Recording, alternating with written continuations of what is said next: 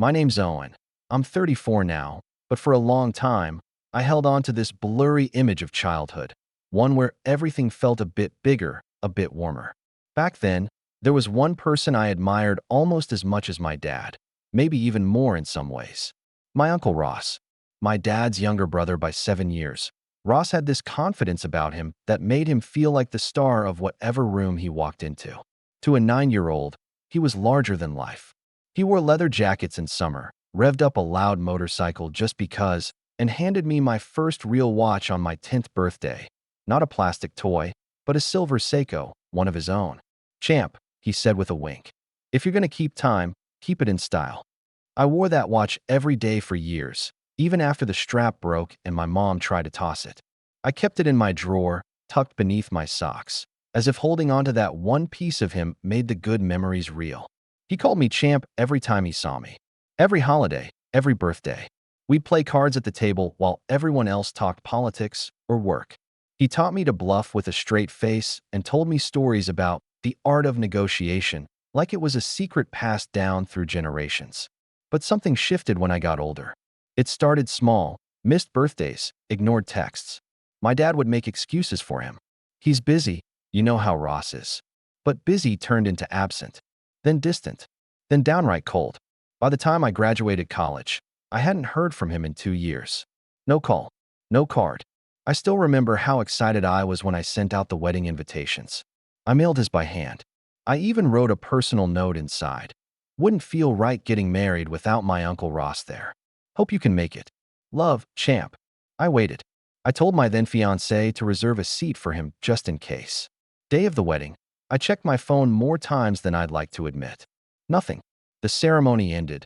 The reception was half over. And then, finally, a text. One line. "Busy with real family. Congrats though." No name. No explanation. Just a sharp, cold message that took the air out of my lungs. For years, I convinced myself it didn't matter. People grow apart. Family drifts. I told myself he must have had a falling out with my dad, or maybe he was going through something. I tried to be the bigger person and let it go. But it stayed with me. That Seiko stayed in my drawer, the watch that once made me feel chosen. I didn't even bother replying to that text. I didn't want to ask questions I didn't really want the answers to. Time passed. My career took off. I started as a junior project manager at a mid-sized construction firm and worked my way up. I didn't climb the ladder. I sprinted. I stayed late. I volunteered for the jobs nobody wanted. I asked questions, took notes, showed up to meetings 30 minutes early. And I listened. Really listened. By the time I was 31, I was the head of the entire regional division. And 3 months after that, I was promoted again, VP of Operations. That meant I had final say on hiring decisions, especially for positions in my branch. I never let the power get to me. I just kept my head down and did my job. Until 2 weeks ago, I was going through resumes late one evening, sipping a lukewarm coffee, when I saw the name, Ross Thorne. My heart skipped. My hand hovered over the mouse for a second too long. I opened the file. It had to be a coincidence, right? But there it was, full name, birth date, even a little headshot with that same smug, effortless smirk I remembered. Older now, grayer, thinner hair. But him. His cover letter was generic, too generic. He didn't know who he was applying to. Just listed the job title and a vague paragraph about looking for new opportunities in a stable company with upward mobility. I sat there, frozen, rereading it. Something cracked inside me. Not anger. Not yet. Just a flood of something old and unresolved. It wasn't even that he applied. It was that he clearly didn't recognize the name of the company, or worse, didn't think I'd be in any position to matter. To him, I was probably still just champ, that kid who used to hang on his every word. I looked through his employment history. The last few years were patchy. A series of short stints. Gaps. A couple layoffs. A modest recommendation from some outdated contact in Ohio. Not terrible, but not impressive. He was applying for a logistics coordinator role, mid-level, modest pay. Just enough to keep a roof over your head. I stared at the screen, letting the weight of the moment settle. For 10 years, I'd lived with the quiet ache of being cast aside. The silent bitterness of realizing I wasn't real family. I'd buried it beneath promotions and deadlines, beneath holidays with people who did show up. And now, like some cosmic joke, here he was, unknowingly knocking on my door. I could have sent his file to HR, could have let the system work it out, but I didn't. I moved his application into the priority folder, flagged it myself, and sent a note to my assistant. Schedule this interview. I'll take it personally. Thursday at 2 p.m. All week, I rehearsed what I might say. Should I let him talk first? See if he even recognized me? Should I act like a stranger, cold and professional, and make him earn every word? Or should I lay it all out the second he walks in? I felt like I was preparing for a performance I'd been writing for years.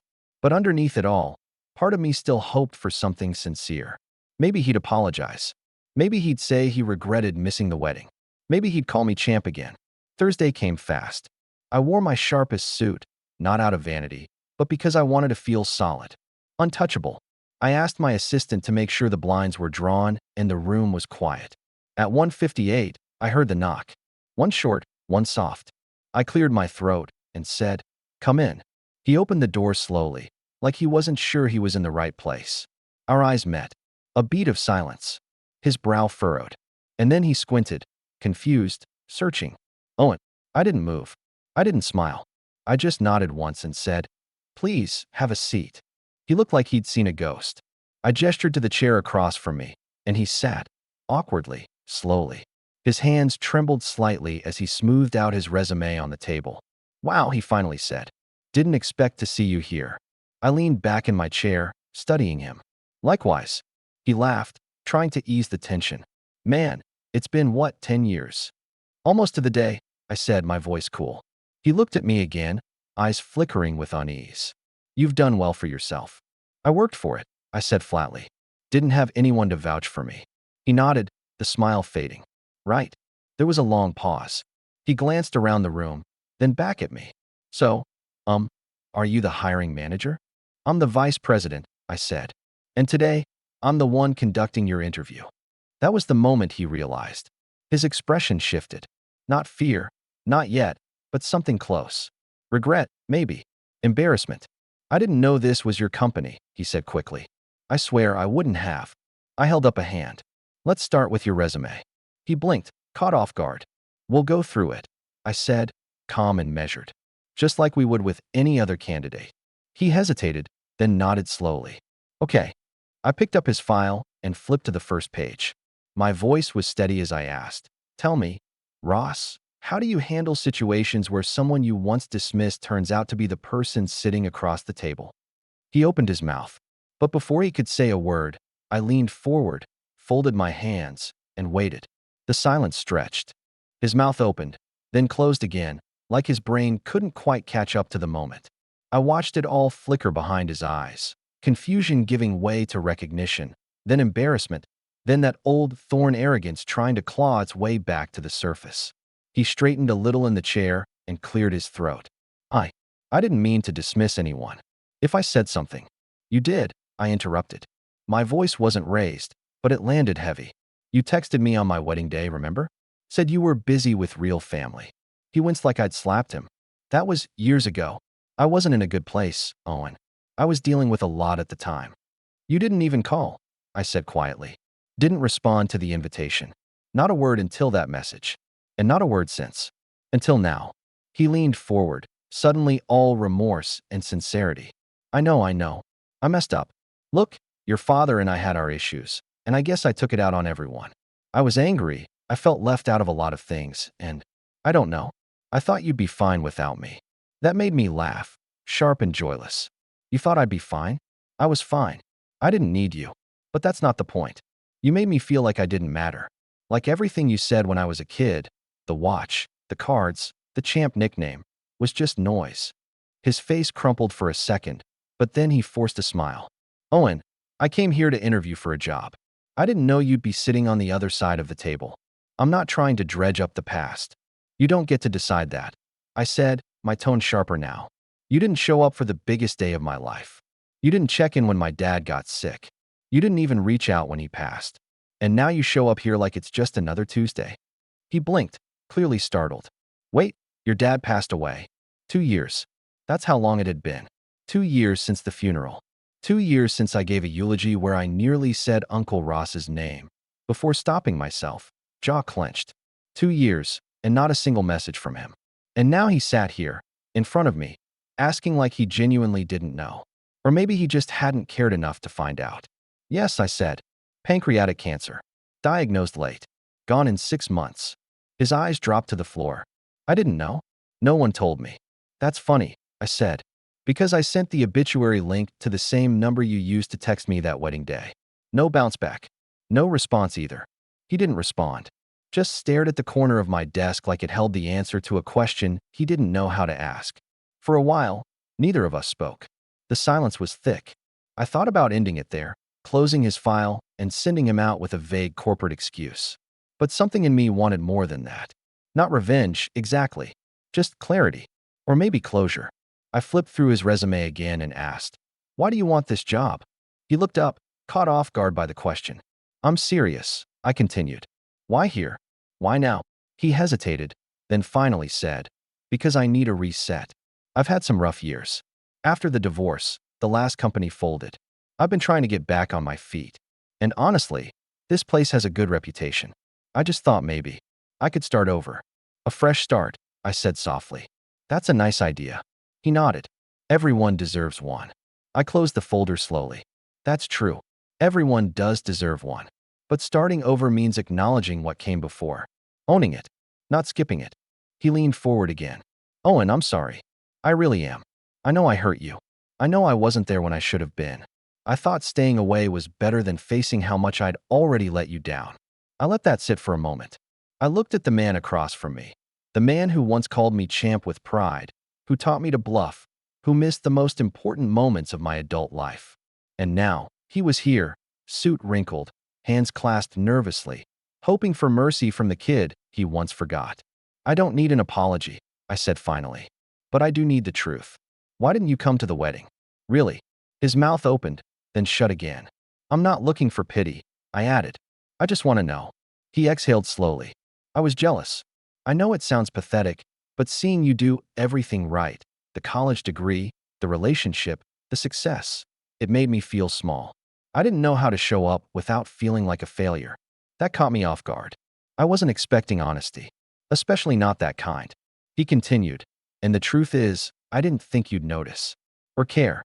"I noticed," I said quietly. "I waited." He nodded. "And I was wrong." I stood up, letting the moment breathe. He stayed seated, unsure of what to do. "So what happens now?" I looked down at him, the man who once seemed so tall, so unshakable, and realized I wasn't the kid anymore. I had the power now, the authority, the final word. I walked to the window, pulled open the blinds slowly, and let the afternoon sun pour in. Then I turned back toward him, my expression unreadable, and said, "I'll let you know." He sat frozen in the chair, like a man trying to decide if he'd just been given a second chance or handed a verdict in slow motion. His hands were clasped tightly in his lap, knuckles pale. I stayed standing, watching the sunlight crawl across the floor. I could feel the tension in the room, thick, brittle. Neither of us moved for what felt like an entire minute, maybe longer. Finally, he cleared his throat and said, "Thank you for at least considering it." I didn't expect, well, honestly, I didn't expect any of this. I didn't answer right away. I walked slowly back to my chair and sat down again, folding my hands on the desk in front of me. I studied him for a long moment, trying to figure out what was real and what was performance. Had he really changed? Was there regret in his voice? Or was he just desperate for a job? "You said you were jealous," I said eventually. "That seeing me doing well made you feel small. But that doesn't explain everything. That doesn't explain cutting off contact. That doesn't explain 10 years of silence. Or why you couldn't even pick up the phone when my father, your brother, was dying." His mouth twitched slightly. I was ashamed. I thought I'd burned the bridge, and by the time I wanted to reach out, it felt too late. "So I convinced myself that you were probably better off without me. No drama. No expectations." I leaned back in my chair, not breaking eye contact. "You made that choice for me." "I know," he said, "and it was the wrong one." I sat quietly, letting his words linger. There was no dramatic violin swell, no teary-eyed monologue, just the sound of the air conditioning humming in the background and the weight of years between us. I could feel my own chest tightening, like some small part of me still clung to the hurt. The kid inside me wanted to scream, to ask him why he abandoned us, why he left my dad to die alone. Why he'd gone from being the man I looked up to a stranger I had to interview like a temp hire. But the adult in me, the man I'd become, was quieter, calculating. I didn't want rage. I wanted resolution, and maybe just a little control. I reached into the drawer and pulled out something I hadn't touched in over a decade, the silver Seiko. Its strap was frayed, the face slightly scratched, but it still ticked. I placed it on the desk between us without a word. His eyes widened. You remember this? He swallowed. Of course I do. I gave it to you when you turned 10. You said I was a champ, I said. That I should always know what time it is if I want to stay ahead. I remember. I leaned forward, tapping the glass with my fingertip. Funny thing is, this watch kept ticking. Through everything. Even when the strap broke. Even when you disappeared.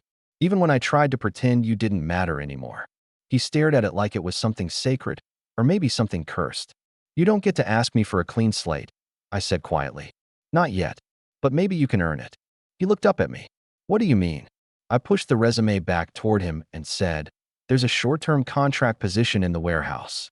Not the role you applied for. Not even close. It's physical, early hours, hard work. You'll report to someone half your age, and I won't be checking in.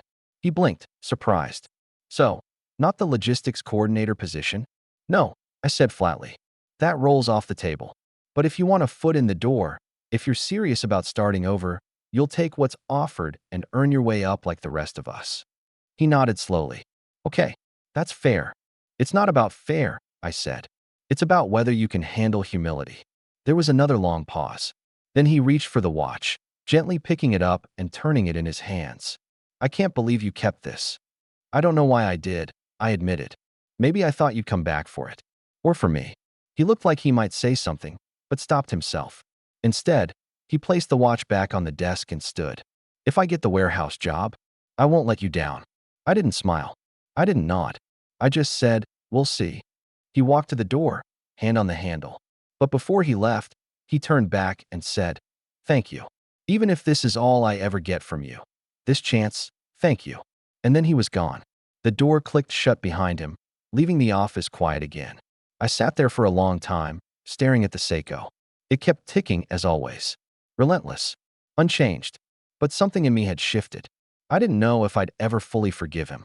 I didn't know if he deserved to be part of my life again. But for the first time in years, I felt something besides anger when I thought of Uncle Ross. And then my office phone rang. I picked it up, expecting a routine call, another site update, another vendor check-in. But instead, it was my assistant's voice, nervous. Hey, Owen, there's someone here. Says he's your cousin. Wants to talk to you. Urgently. My brow furrowed. Cousin? Yeah. Name's Jeremy. Says it's about Ross. Something important. I stared at the phone for a second too long, the quiet hum of the line filling my ear. Jeremy. That name hadn't crossed my mind in years. The last time I saw my cousin, I was maybe 15. He was younger than me by a couple years, Ross's son from his first marriage, the one he barely talked about after the divorce. I remembered he used to be shy, always clinging to his mom's hand at family cookouts. Back then, Ross was still in our lives, loud, animated, the center of every joke. Jeremy had seemed like a shadow next to him. I hadn't thought about him in over a decade. And now he was in my lobby? Send him in, I said slowly, setting the receiver back down. 2 minutes later, the door creaked open again. A tall, lean man stepped in, no more than 25. He had Ross's dark eyes, but everything else was quiet, reserved. He held himself like someone who wasn't used to taking up space. Owen, he asked, voice unsure. I stood. Yeah, Jeremy, right? He nodded and shut the door behind him. Thanks for seeing me. I know this is weird. You're not wrong, I said. Sit.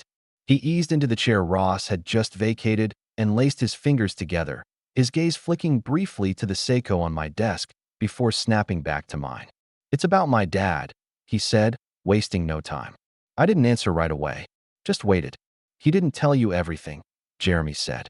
He never tells anyone everything. I raised an eyebrow. Go on. He took a breath. 3 months ago, he was diagnosed with Parkinson's. Early stage, but it's progressing faster than the doctors expected. He's been hiding it. From everyone. He's scared. I leaned back in my chair, stunned. Jeremy continued. That job he applied for, it wasn't just about starting over. It was his last shot at stability. Health insurance. Routine. something that gave him purpose while he still had control over his body. My throat tightened, but I kept my voice even. Why didn't he just say that? Because he's Ross Thorne, Jeremy said bitterly. He'd rather crawl through glass than admit he's vulnerable. He thought if he could get the job on his own merit, maybe earn your respect back quietly, it'd be less pathetic than asking for help. I didn't respond. I couldn't. My thoughts were spiraling too fast. Images of my uncle at family parties, full of life and energy, now colliding with this new version of him. Deteriorating. Hiding it. I know he hurt you, Jeremy said gently. He hurt me too. I barely saw him after the divorce. But the man you knew when you were 10? He wasn't faking that. He really did love you. He just broke somewhere along the way. And people like him don't know how to admit when they're shattered. I looked at Jeremy, really looked at him. There wasn't a trace of manipulation in his eyes. No angle. Just the weary honesty of someone who had carried a secret too long. Why tell me this now? I asked. Because he'd never tell you himself, Jeremy said. And I couldn't sit back and watch him get crushed by his own pride. I figured you deserved to know the full story before making a decision. I nodded slowly. All right. Thanks for telling me. He stood, uncertain. I'll go then. No, I said. Wait. I picked up the phone and dialed my assistant. Hey, can you pull Ross Thorne's onboarding packet?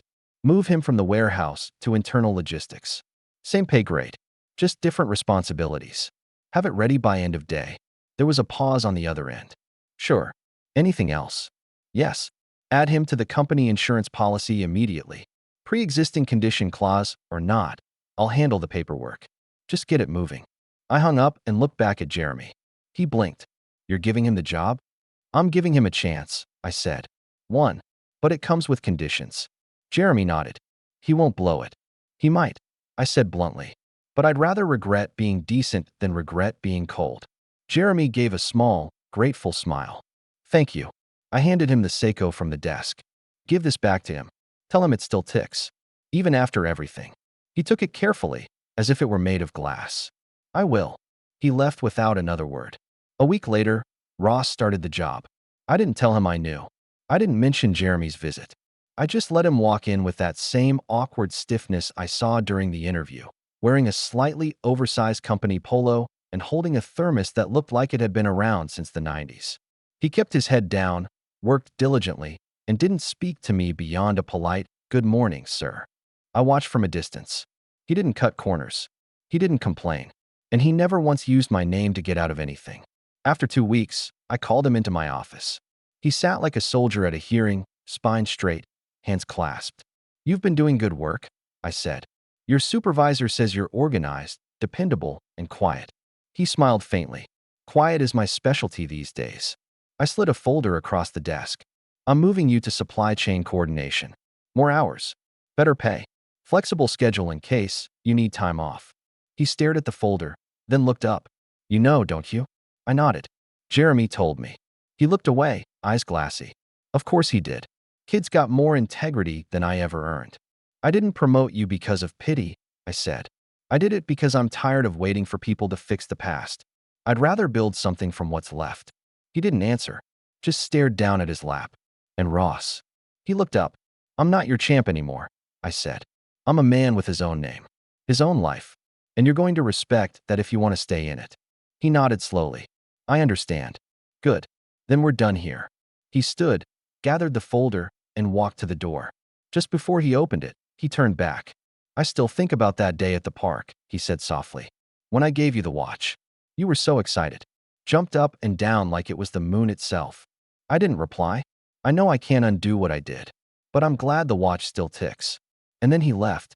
Over the next few months, things changed in small, quiet ways.